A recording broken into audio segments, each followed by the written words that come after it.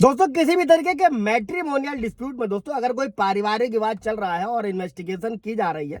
और किसी भी तरीके से पारिवारिक विवाद में अगर इलीगल एक्टिविटीज का संदेह है दोस्तों, तो जांच के लिए क्या किया जाता है, जो भी जरूरी एविडेंस होते हैं दोस्तों उन्हें पाने के लिए यानी कि प्राप्त करने के लिए धारा भारतीय नागरिक सुरक्षा संहिता की धारा 94 का यूज किया जाता है दोस्तों। फॉर एग्जाम्पल, अगर फाइनेंशियल मिसकंडक्ट है तो धारा 94 का जो यूज है वो एसेट्स और इनकम से संबंधित जो भी दस्तावेज होते हैं उन्हें प्राप्त करने के लिए किया जाता है। फॉर एग्जांपल, ऐसे समझिएगा कि पत्नी कमा रही है, पढ़ी लिखी अच्छी खासी उसकी इनकम है और उसने कोर्ट ने बताया है कि वो कुछ नहीं कर रही है, कुछ नहीं काम कर रही है, ना ही कुछ कमा रही है, ना ही पढ़ी लिखी, तो ऐसे में क्या कर सकते हैं, आप भारतीय नागरिक सुरक्षा संहिता की धारा 94 का इस्तेमाल कर सकते हैं। ऐसे में उसकी जितनी भी इनकम होगी, एसेट्स होगी, वो निकल कर बाहर आएंगे दोस्तों इस धारा के तहत। दोस्तों जय हिंद, नमस्कार, मैं एडवोकेट आशीष मिश्रा। लाइक कर दीजिएगा, शेयर कर दीजिएगा, सब्सक्राइब कर दीजिएगा ताकि इन्फॉर्मेशन दोस्तों और लोगों को मिल सके, इस धारा का इस्तेमाल लोग अपने मुकदमों में कर सके और मेंटेनेंस अगर झूठे मुकदमों में किया गया है तो उनसे छुटकारा पा सके दोस्तों। अब अगर इसके बाद समझिएगा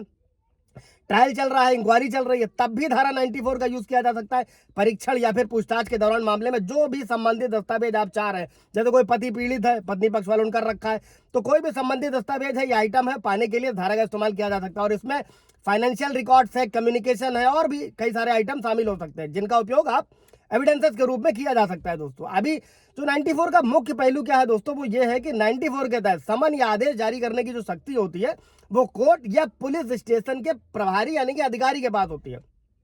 और जो भी दस्तावेज हैं या वस्तुओं को जो पेश करने का आदेश है वो लिखित रूप में होना चाहिए, चाहे वो फिजिकल रूप से हो या फिर इलेक्ट्रॉनिक रूप से हो। ऐसे इस धारा के तहत प्राप्त किया जा सकता है और आदेश में उस समय वो स्थान निर्दिष्ट होना चाहिए, लिखा होना चाहिए जहां पर दस्तावेज या उस वस्तु को पेश किया जाना है दोस्तों। और जो भी दस्तावेज है पेश करने के लिए जो आवश्यक व्यक्ति है दोस्तों, उसे व्यक्तिगत रूप से पेश करने के बजाय इसमें पेश करवा सकता है दोस्तों। मतलब व्यक्तिगत वहां पर उपस्थित होने की जरूरत नहीं होती है। और संक्षेप में ऐसे समझेंगे साधारण भाषा में,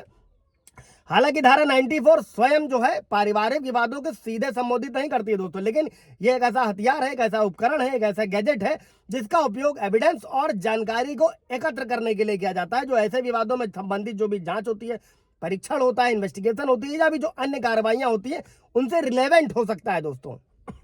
दोस्तों आप सभी के लिए एक बहुत बड़ी अपॉर्चुनिटी लेकर आ रहे हैं दोस्तों, अपने व्यूवर्स की परेशानियों को देखते हुए, फाइनेंशियल क्राइसिस को देखते हुए दोस्तों, फ्री लीगल एड सर्विस के तहत दोस्तों बहुत छोटा सा अमाउंट रखा है जिसे देकर आप अपने 5 सवाल हमारे व्हाट्सएप नंबर पर पूछ सकते हैं और उनका उत्तर आपको जजमेंट के साथ में प्रदान किया जाएगा दोस्तों। इसके लिए आपको करना क्या है, हमारे यूट्यूब चैनल पर जाकर अपना नाम मेंशन करना है, उसका स्क्रीनशॉट जो है वो हमारे व्हाट्सएप नंबर पर भेजना और कोई भी अपने 5 सवालों के उत्तर आप पा सकते हैं बहुत ही छोटा सा अमाउंट देकर दोस्तों।